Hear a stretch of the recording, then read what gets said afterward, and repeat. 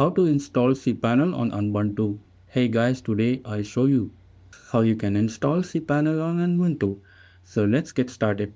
Step 1. Check system requirements. First, before getting excited, it's important to know that your machine is actually capable of running cPanel on its current hardware. In order to have a viable experience with cPanel on your Ubuntu 20.04, you'll need the following requirements. Step 2. Disable the firewall and switch to root system.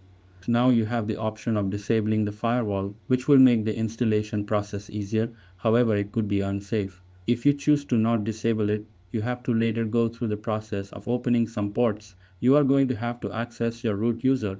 To do this, run the following command. Step 3. Update Ubuntu. While you can install cPanel on any version of Ubuntu, it is highly recommended you do so on Ubuntu 20.04. This version has increased compatibility and will give you a better cPanel experience. Use the following command lines to check and run the latest updates automatically. Step 4. Set up a qualified hostname. As we already mentioned during the requirements section, you are going to need a fully qualified domain name.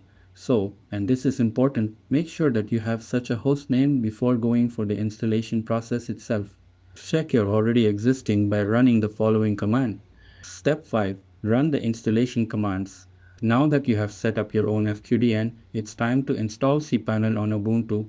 This same procedure can also be used to install WHM on Ubuntu. First, we need to create a shell session.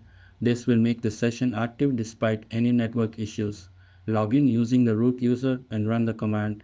Step 5. Open the relevant port numbers. In order to make sure your cPanel runs smoothly on Ubuntu, you'll need to open some relevant ports for it. We're not going to go into detail on how to access the firewall and open the ports. You can use this guide for the purpose. But once you're in firewall settings, open the 2082 and SSL 2083 ports to run cPanel. Do note that if you disable the firewall in previous steps, you don't need to open the ports. Skip the step if that's the case. Launch cPanel and activate licenses. Now we finally can launch cPanel. Make sure you're on your root server and use the root username and password to log in when the following screen pops up. That's it, and thanks, and catch you all in the next video.